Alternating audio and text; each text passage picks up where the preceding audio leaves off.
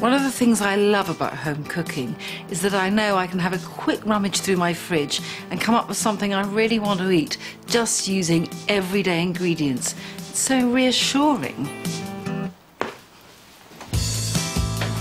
I know I always have eggs and bacon in the house, and as far as I'm concerned, there are no bad ways of eating either eggs or bacon, and especially in conjunction. Into some cold water. Simple enough to boil them. Right, egg and bacon salad. And I'm showing my vintage here because in the late 80s, egg and bacon salad was much favoured in every restaurant. So just bring the eggs to the boil, let them boil for a minute, and then just leave them standing, no heat, for 10, and then the white is so silky and the yolk doesn't go into that sort of powdery type. It's much more golden with a teeny hint of goo at the centre. I mean, obviously if you want to, you can just boil them for 10 minutes. If you want the sort of hard-boiled egg you could bounce off someone. I love this. This is escarole. It has a fantastic slightly bitter edge to it. Those beautiful colours. Right, they've had their minute. Now 10 minutes of sitting serenely, or as serenely as you can in hot water. Now to the bacon. Garlic oil in the pan. I think it's easy just to snip bits of bacon into the pan. Those of a more cautious temperament, or just more sensible people, might want to just snip it earlier and transfer. The wonderful thing about bacon and eggs, I mean, there is a reason why they're always put together. It's the saltiness of the bacon against that rich, oily ooze of egg.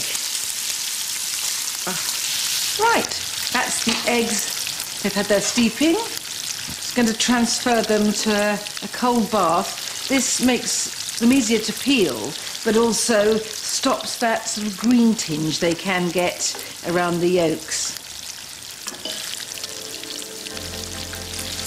Bacon is ready.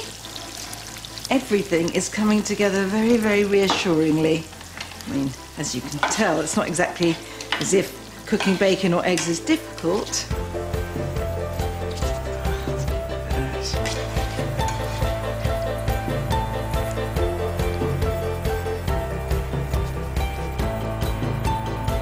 I mean, that looks quite beautiful just as it is.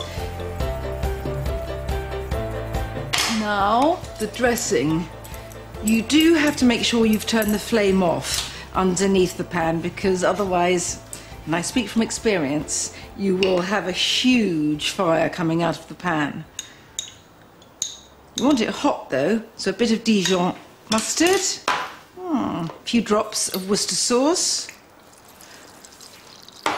and some soda vinegar.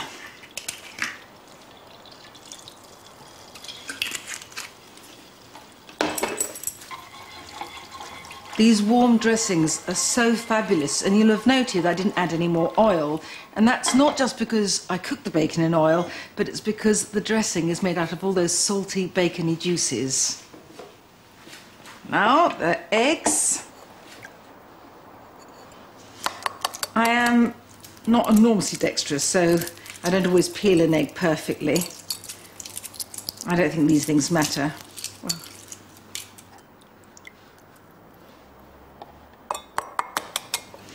bit of shell never did anyone any harm. Momentous moment of assembly. See, this is what I like. Can you see it's not powdery, it's not runny. Just...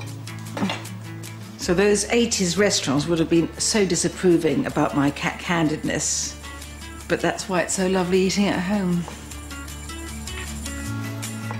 Warm dressing, the bacony mustardy dressing.